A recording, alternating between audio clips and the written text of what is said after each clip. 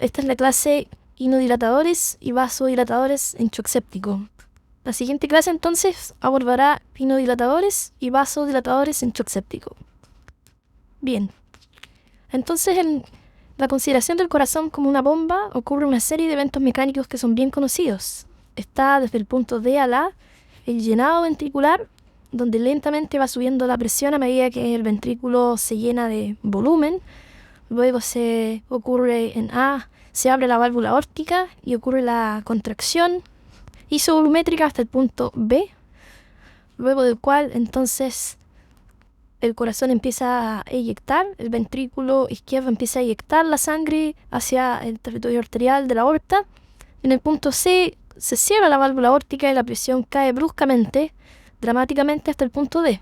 Esta serie de eventos mecánicos bien conocidos en realidad también están modificados e influenciados por el timing y por el ritmo cardíaco. Por lo tanto, hay que considerar en el proceso del latido cardíaco normal todos estos eventos mecánicos y cómo interactúan en la generación del latido cardíaco y de la circulación. Entonces, si trazamos una línea desde el punto de cero volumen hasta el punto donde se intersecta la presión de fin de sístole con el mínimo volumen ventricular, en esa pendiente tenemos la elastancia ventricular. Si trazamos una línea desde el máximo volumen diastólico al mismo punto intersectado de presión de fin de sístole con el mínimo volumen ventricular, en esa pendiente tenemos la elastancia arterial. En este punto tenemos un acoplamiento ventrículo arterial determinado. Si tenemos un corazón con un trabajo aumentado y un mayor volumen sistólico, las curvas se desplazan consecuentemente. Puede haber un aumento de la elastancia ventricular y una disminución de la elastancia arterial, como se ve en las curvas rojas. Ahora podemos comparar el trabajo cardíaco del ventrículo izquierdo y su acoplamiento ventrículo arterial con el del ventrículo derecho, que es de una forma totalmente distinta. Una gran diferencia en la forma de la curva y los valores de elastancias. Ahora bien, en la sepsis, mayormente en la fase inicial, se puede ver disfunción sistólica, donde el área bajo la curva se reduce, disminuye el stroke volume asociado a una disminución de la elastancia ventricular y aumento de la elastancia aórtica, y podemos objetivarla en una disminución de la fracción de eyección. Acá, por ejemplo, tenemos en la figura un volumen de 30 ml y una fracción de eyección de 30%. Sin embargo, en el escenario de disfunción diastólica, podemos tener un stroke volume igualmente disminuido sobre un total menor, con menos elevación de la presión de fin de diástole y un mínimo descenso de la elastancia ventricular, pero aquí, si calculamos los volúmenes, tenemos una fracción de eyección normal. Por lo tanto, una fracción de eyección normal no descarta una disfunción miocárdica en la sepsis. Entonces, una disfunción miocárdica inducida por la sepsis inicialmente se puede manifestar como una contractilidad reducida. Entonces baja la pendiente de la elastancia ventricular, como la podemos ver acá. Sin embargo, hay varios mecanismos compensatorios que ayudan a restaurar el stroke volume y resultan en un estado séptico hiperdinámico con un volumen de stroke aumentado. La poscarga disminuida también permite una mayor eyección a una presión menor. Ahora, si a eso le añadimos la resucitación con fluidos, podemos desplazar toda la curva hacia la derecha y finalmente mejora la compliance del ventrículo izquierdo a expensas de un aumento del volumen de fin de diástole. Cuando usamos catecolaminas y eventualmente inótropos, también podemos ver que mejora la contractilidad y así aumentar la fracción de eyección como mecanismo compensatorio. El corazón séptico es un corazón celular e intracelularmente dañado e inflamado. Acá podemos ver, por ejemplo, estos estudios hechos en endocardio de conejos, donde se contrastan algunos organelos, etc. Y tenemos que después de la inducción de sepsis ocurren varios fenómenos. Los núcleos ya no se tiñen tanto, aparecen células inflamatorias en el subendocardio y espacios perivasculares, y en el endotelio coronario también se pueden apreciar los mismos cambios a nivel de microscopía. Acá en otro tipo de tensión podemos ver que a las 12 horas después de inducida la sepsis hay una marcada conducción de isoformas de óxido nítrico sintetasa y de ciclooxigenasa 2. Se forma peroxinitrito en el tejido cardíaco endotelial y empieza a comprometerse el rendimiento muscular del músculo cardíaco. Hay marcados cambios en el inicio de la relajación y en la duración del twitch de los músculos papilares. Por lo tanto, este corazón a pocas horas de sepsis está como bomba funcionando de una manera bastante disminuida. Ya en el año 1994, Parker describe una agresión miocárdica profunda, pero reversible en los pacientes con shock séptico. Lo que podemos ver de este estudio de Parker es que al principio ocurre al poco andar una disminución de la performance del ventrículo izquierdo, hay una dilatación ventricular, hay un aumento del volumen de fin de diástole y después existe un periodo de recuperación. Ahora, sin embargo, los mecanismos asociados a la cardiomiopatía séptica incluyen las toxinas bacterianas, citoquinas, óxido nítrico y especies reactivas derivadas del oxígeno. También hay respuesta inflamatoria intramiocárdica, también hay una contractilidad disminuida inducida por el óxido nítrico y mecanismos no dependientes de óxido nítrico, hay apoptosis de células cardíacas y también estrés adrenérgico, toxicidad inducida por catecolaminas y un atontamiento miocárdico. También debemos decir que en este contexto podemos apreciar de que puede haber un efecto de la sobrecarga de fluidos que era más predominante en esos años, producto de una sobrereanimación que se pensaba que era beneficiosa. Por lo tanto, estas dilataciones ventriculares importantes ya no las vemos totalmente en estos días. Entonces, la cardiomiopatía séptica es aguda y es reversible si el paciente se recupera. Hay un 18% de perfil hipokinético en las primeras 6 horas, 40% de disfunción del ventrículo izquierdo después de 24 horas de reanimación, que llega a un 60% después de 2 a 3 días. Y esta función sistólica deprimida se asocia con presiones de llenado bajas o normales, como demostró Yardan. 10 milímetros de mercurio. Parker estimó 14 milímetros de mercurio en pacientes con fracción de eyección de menos del 45%. Hay depresión del ventrículo derecho, hipertensión pulmonar y alteración de la compliance del ventrículo izquierdo. En estos pacientes, como vimos hace un momento, la fracción de eyección puede estar normal o alta poscarga por una estancia arterial disminuida. Y un estado hiperdinámico con un ventrículo izquierdo pequeño se asocia con mayor mortalidad. En este estudio que publicamos el año 2006 también nosotros vimos que los pacientes que no respondían a una terapia de rescate como la hemofiltración de alto flujo persistían hiperdinámicos. Hubo 67% de mortalidad en los pacientes no respondedores y 18% de mortalidad en los respondedores. Es decir, el paciente hiperdinámico en la sepsis que no recupera la función, la eyección normal, tiene un perfil de mayor adrenergia, un perfil de mayor inflamación, muchos elementos inducidos por la resucitación y sin embargo, no necesariamente por esos, comillas, mejores números van a tener una mejor sobrevida, sino muchas veces lo contrario. Hay que decir que a nivel celular ocurre un intercambio de sodio y calcio en el sarcolema durante la depolarización y repolarización celular. Con cada depolarización del miocito hay iones de sodio y calcio que pasan en el espacio intracelular. Esto gatilla una liberación aún mayor de calcio intracelular desde el retículo sarcoplásmico vía un receptor, ERA. Aquí, esta liberación de calcio inducida por calcio aumenta mucho el calcio del citosol disponible para interacción con la troponina, la actina y la miocina y por lo tanto aumenta la fuerza de la contracción miocárdica en una relación que no es lineal. Durante la repolarización y la relajación del miocito, el calcio intracelular es secuestrado por la calcio ATPasa cerca 2 del retículo sarcoplásmico y queda un remanente que es removido de la célula por un carrier de sodio-calcio. Uno puede tomar ventaja de estos mecanismos vía beta-agonistas e inhibidores de la fosfodiesterasa que aumentan el AMR cíclico, que finalmente va a facilitar la apertura de los canales L del CERCA2 y disminuye la sensibilidad de la troponina al calcio, facilitando una relajación a mayor concentración de calcio. El efecto neto es que hay una tasa aumentada de tensión de la fibra, la tensión ocurre a un nivel más alto, por lo tanto hay inotropía, y la relajación es más rápida, lucitropía. Aquí vemos que las señales beta-adrenérgicas regulan directamente la contractilidad miocárdica y el gasto cardíaco, vía aumento del AMP cíclico y las condiciones que mostramos recién. Ahora también hay otro mecanismo que es vía inhibición de fosfodiesterasa, todo lo cual produce un aumento de la contractilidad cardíaca. El AMP cíclico juega un rol preeminente en regular la contractilidad del miocito a través de una activación directa de una proteína quinasa AMP cíclico dependiente. Cuando hablamos de inodilatadores, entonces estamos hablando de un grupo de drogas que tienen efectos cardio-supportive, es decir, inotropía positiva, cronotropía y que combinados también producen vasodilatación arterial. Acá en la figura se muestran algunos mecanismos de acción, por ejemplo el levosimendan, que activa canales ATP sensitivos de potasio en la célula muscular lisa, por lo tanto produce la vasodilatación, la relajación. Y a nivel cardíaco también produce una efecto sensibilizador al calcio debido a la interacción con la troponina C, y también ocurre una activación del potasio ATP sensitivo en los cardiomiocitos que resulta en corto o a largo plazo también cardioprotección. Es decir, hay 3 vías, una a nivel de músculo liso y 2 vías a nivel intramiocardiocito por las cuales esta droga, el levosimendan, produce efectos cardioprotectivos. Acá se muestra una comparación entre todos los fármacos que tienen efecto opresor. A la izquierda, efecto inótropo y vasodilatador. Y podemos ver que los mecanismos son distintos. Hay beta-alfa, alfa-beta, etc.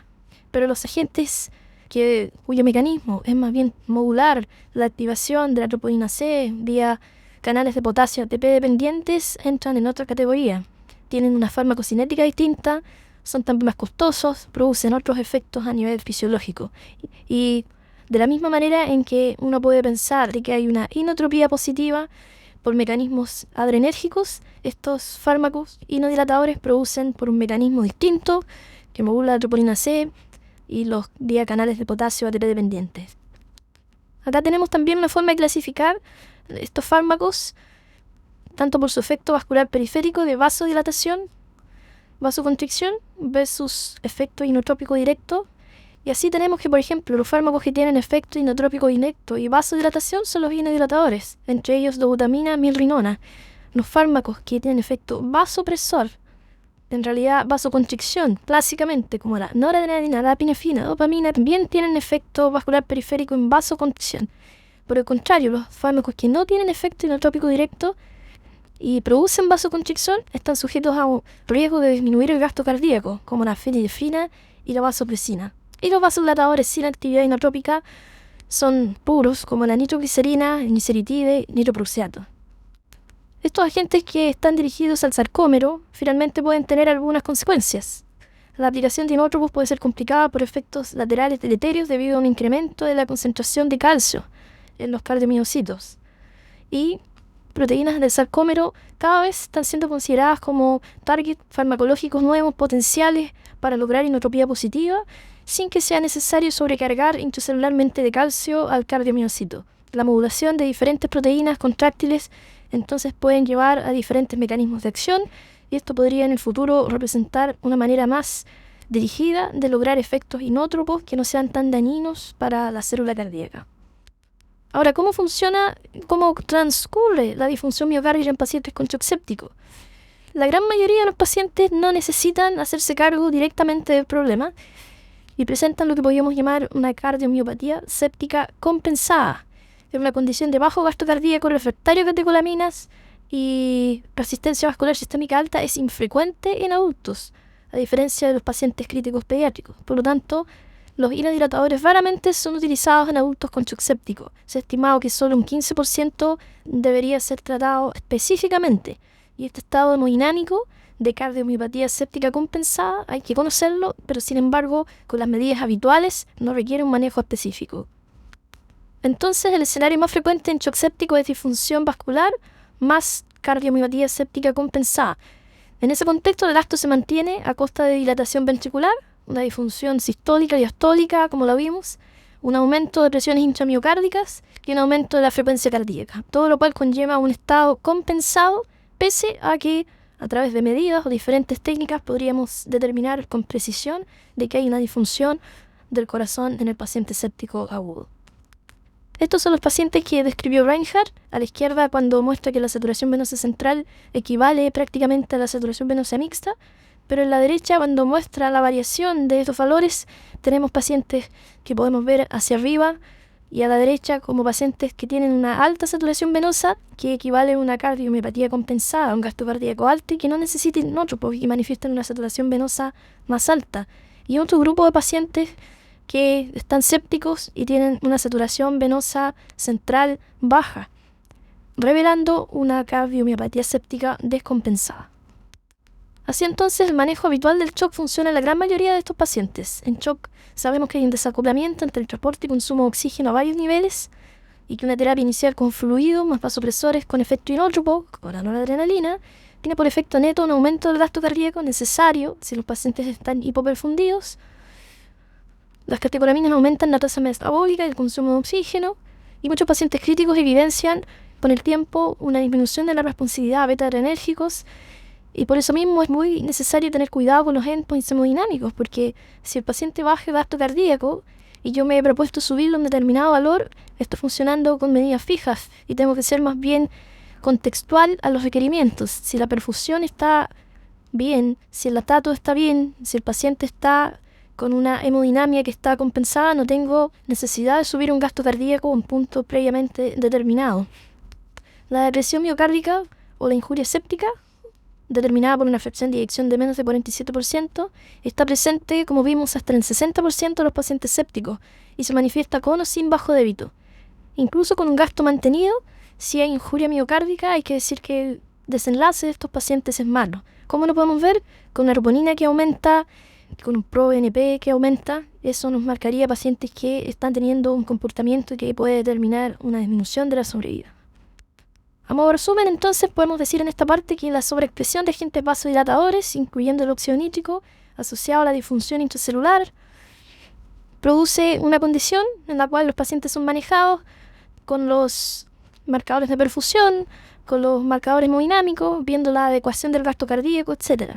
Y la disfunción miocárdica está también probablemente presente en todos los pacientes sépticos. Sin embargo, habiendo sido reconocida en adultos desde hace más de 30 años, que puede ser demostrada por una ecografía en el 60% de los pacientes, solo el 15% realmente necesita un tratamiento con fármacos para la condición específica, pese a que es muy frecuente su presencia. Aquí conviene recordar una expresión de Michael Pinsky que dice que hay poca literatura en milrinona en pacientes sépticos, y eso no es bueno porque la mayoría de los pacientes sépticos tienen disfunción del ventrículo izquierdo que es lusotrópica, es decir, la relajación ventricular es inadecuada y la milrinona lo puede revertir. Si uno mira las publicaciones que se han mantenido en el tiempo hablando de este tema, en realidad son bastante pocas en el tiempo y no hay grandes estudios últimamente que hablen de inodilatadores en shock séptico. En este estudio Haynes comparó el efecto de la milrinona en 9 pacientes con sepsis no hiperdinámica, es decir, hipodinámica, contra 7 pacientes, entre comillas, control, que tenían insuficiencia cardíaca severa. Estaban todos en ventilación mecánica, todos los pacientes tenían disfunción cardíaca y la milrinona la administró a 0,5 miligramos por kilo por minuto, en adición a la terapia con catepolaminas previa. Hubo mejoría significativa en los parámetros de función cardíaca con una disminución del capilar pulmonar. Entonces, en este estudio se pudo ver, el año 99, de que realmente la milrinona en los pacientes sépticos es factible de ser utilizada en pacientes con condiciones hipodinámicas infecciosas y que esta aumenta el gasto cardíaco y mejora la función del ventrículo izquierdo. Schmittinger y equipo también demostraron que cuando se asocia milrinona con un beta bloqueador, aumenta el stroke volume y disminuye la poscarga del ventrículo derecho. El beta bloqueador aquí funciona como decatecolaminizador. Y si bien este estudio fue retrospectivo, se hizo en 40 pacientes en shock séptico con depresión miocárdica y hubo una mejoría del stroke volume en los pacientes que tuvieron este esquema. Si bien el índice cardíaco se mantuvo igual, en un porcentaje importante aumentó la noradrenalina, finalmente lo que podemos ver es que bajas dosis de beta bloqueador en combinación con este inhibidor de la fosfodiesterasa nuevamente es factible de ser administrado en pacientes con shock séptico y depresión cardíaca, pero teniendo cuidado de que no sería indicado en pacientes con una falla cardíaca severa. Acá Morelli muestra los efectos del levosimendan en la hemodinamia regional y sistémica de pacientes sépticos con depresión cardíaca.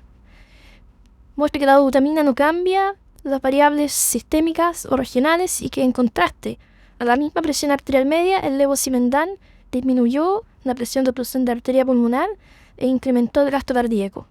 También el levosimendan disminuyó el volumen telediastólico del ventrículo izquierdo e incrementó la fracción de eyección del ventrículo izquierdo.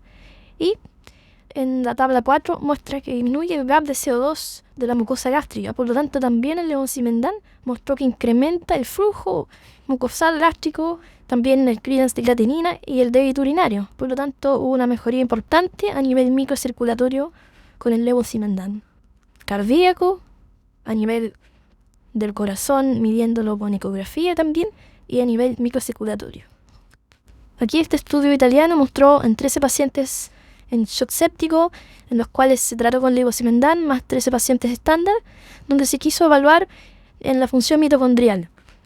Hay 5 parámetros: el estado redox, el proceso de scavenging enzimático, las actividades de los complejos mitocondriales, el contenido mitocondrial y de ciertas subunidades en cuanto a la biogénesis mitocondrial. En todo ello se demuestra que el levosimendan puede mejorar la función mitocondrial, el estrés oxidativo, y este beneficio también mostró algo inesperado, que aumentó la masa mitocondrial después del tratamiento por levosimendan. Es decir, todos estos efectos cardioprotectivos, probablemente el levosimendan los manifiesta en toda su extensión, efectos a nivel intracardíaco, a nivel de mitocondria, a nivel de canales de potasio ATPasa dependientes y a nivel de músculo liso periférico. Acá se muestra una lista de el efecto de drogas vasoactivas en la mortalidad en pacientes con sepsis severa y shock séptico. Se hace un metaanálisis que finalmente concluye que entre varios regímenes de soporte cardiovascular farmacológico en pacientes sépticos, aquellos regímenes basados en inodilatadores tienen la mayor probabilidad de mejorar la sobrevida.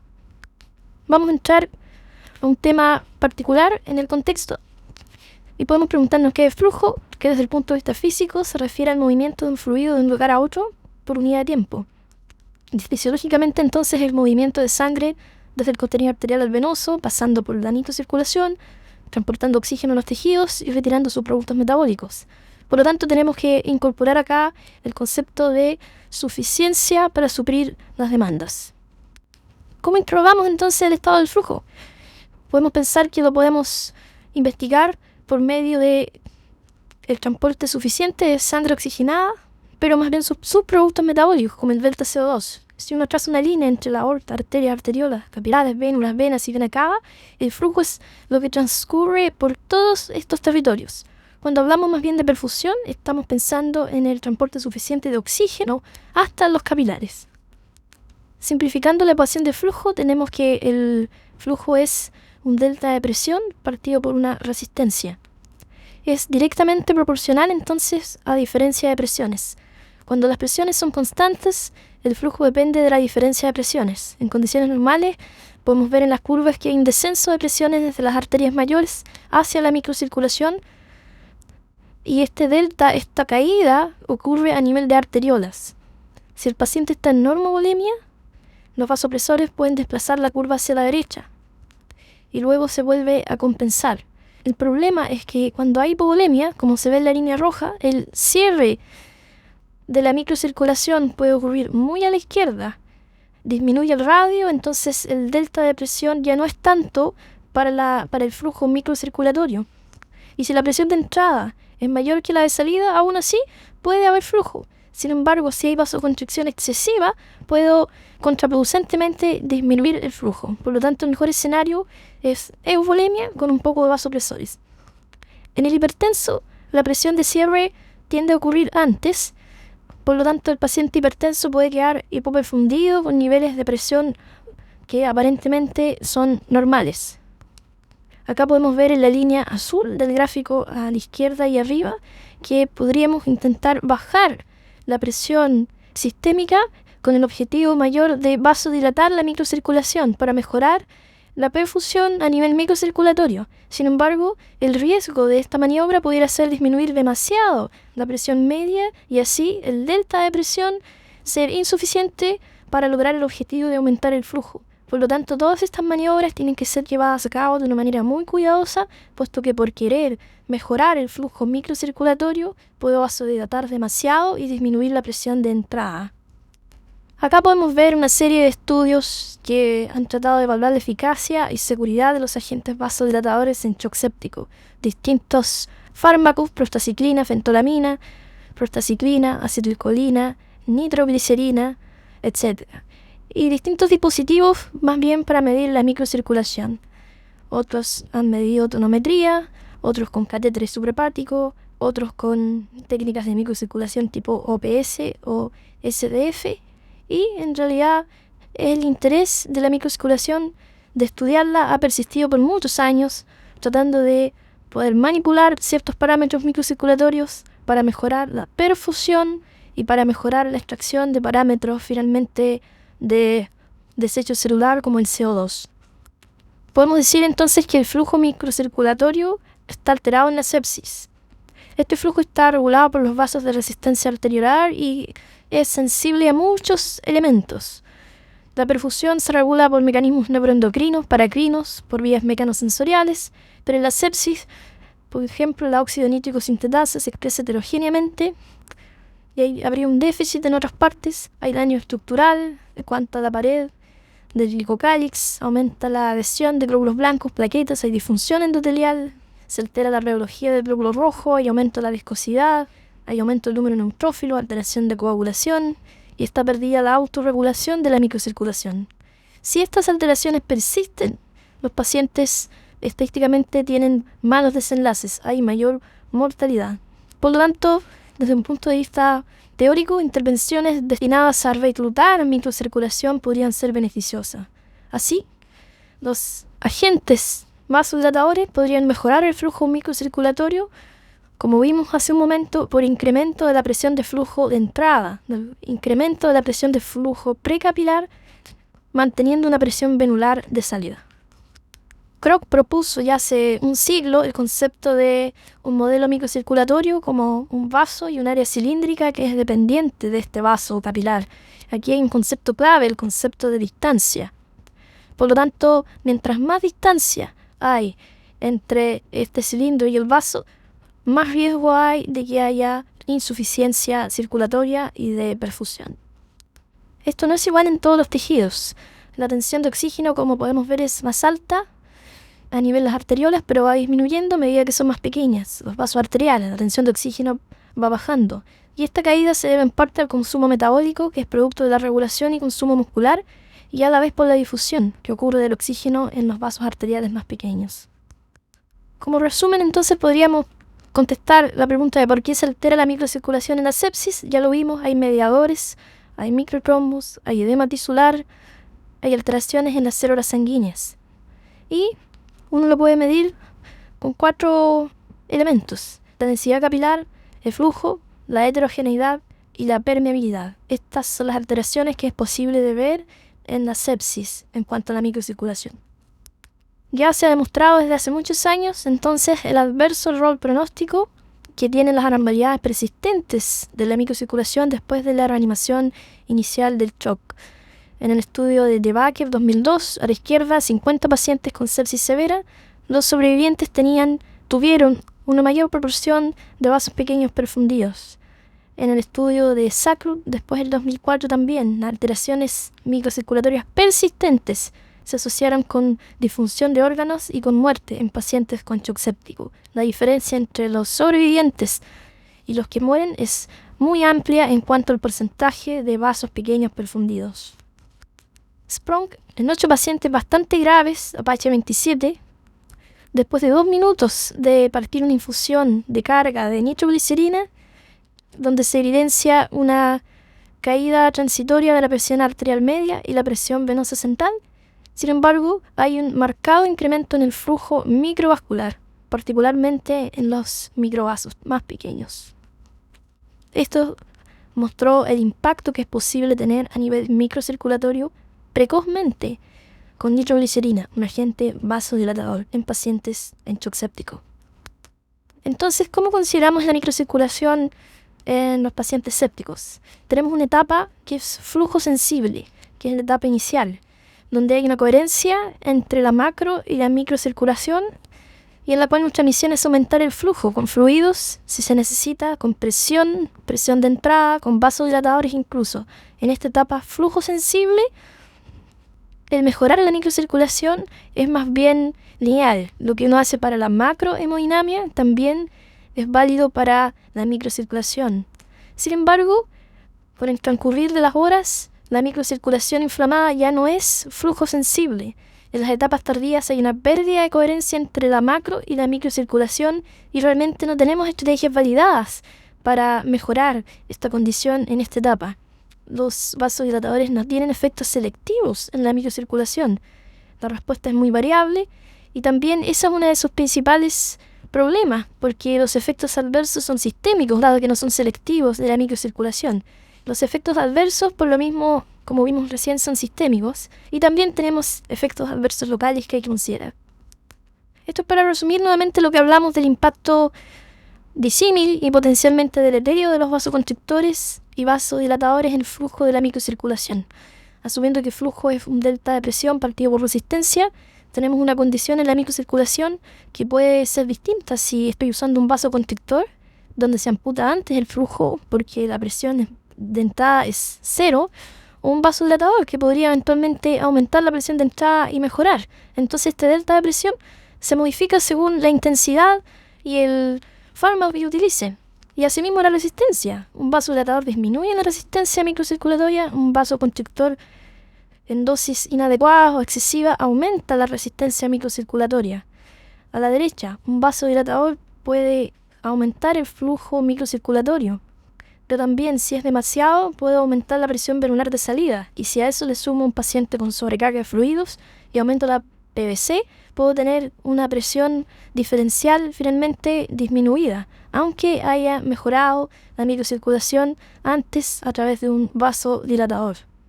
Por lo tanto, una caída de presión post-arteriolar con excesiva vasoconstricción podría disminuir la driving pressure de la microcirculación. Esta diapositiva es para mostrar un estudio que publicamos hace un tiempo que la recuperación de la microcirculación es lenta. Lo que tenemos en el eje vertical es el porcentaje de pacientes con valores anormales, y así como los parámetros flujo sensibles de la saturación venosa, el delta CO2, el llene capilar, se normalizan muy rápidamente, podemos ver a la derecha que la proporción de capilares perfundidos ppb y el índice de flujo microvascular persisten alterados en un alto porcentaje aún a las 24 horas. Es decir, si es por parámetros, la recuperación de microcirculación es lenta. Entonces hay un grupo especial de pacientes que se puede beneficiar bastante de los inodilatadores y que son los pacientes intrasépticos que mantienen una perfusión alterada después de la primera resucitación, donde se evidencia que hay un aumento, un mayor grado de presión miocárdica séptica y un gran aumento de la resistencia vascular sistémica. Clínicamente este es un shock refractario a fluidos y a catecolaminas. Los inodilatadores aquí entonces cumplirían un perfil adecuado para esta condición. ¿Qué ha pasado a la fecha con milrinona? Se ha demostrado un aumento significativo en el débito cardíaco y en el transporte de oxígeno, con una disminución importante en la resistencia vascular sistémica y pulmonar. Además, también hay evidencia que indica que hay un efecto beneficioso microcirculatorio y podría haber tal vez un efecto antiinflamatorio no mencionado que podría incidir en mejorar el outcome. También puede haber beneficio al asociarla con beta bloqueadores una vez lograda la estabilización. Y como efecto adverso reportado hay que considerar la hipotensión, que no ha tenido un efecto en outcome aún. Entonces, resumiendo, este grupo de pacientes en los cuales, con las medidas iniciales y habituales del manejo del shock séptico, que serían en adultos alrededor de un 15%, podrían tener un beneficio con el uso de inodilatadores. Así también hay un grupo especial de pacientes que se pueden beneficiar bastante de los vasodilatadores, porque en la sepsis y el shock séptico hay una alteración en la distribución de flujos regionales, como los globales, principalmente el flujo hepatoesplétnico. Y como estos flujos pueden estar severamente deteriorados y es compleja su evaluación con las técnicas habituales, la hipoperfusión hepatoesplétnica pudiera tener también consecuencias dramáticas, generando promotores de inflamación sistémica, así como también en la regulación inmune y metabólica hepática. Si uno pudiera medir, como se ha hecho, saturaciones regionales, podría tener evidencia clara de si hay algún problema persistente en ciertos territorios importantes.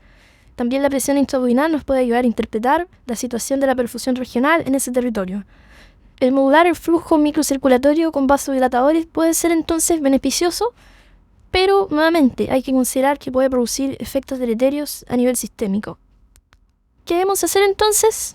La decisión de apoyar con inodilatadores, que podríamos llamarlos también inolusodilatadores, y o vasodilatadores, dependerá del mecanismo de bajo de cardíaco. Para eso necesitamos un electrocardiograma y un ecocardio, ¿no? Y hacer otras causas que están influyendo en esto. Y también de la presencia o no de disfunciones sistémicas. Nuevamente citamos a Pinsky. Como dice, puesto que el gasto cardíaco y el transporte pocas veces están reducidos, dada la resucitación con fluidos y la vasodilatación, entonces la disfunción del ventrículo izquierdo coexistente pocas veces necesita tratamiento primario. Entonces, si tengo un shock séptico con hipoperfusión persistente y signos de débito bajo, es decir, una cardiomiopatía séptica no compensada, que sería una minoría en los pacientes adultos.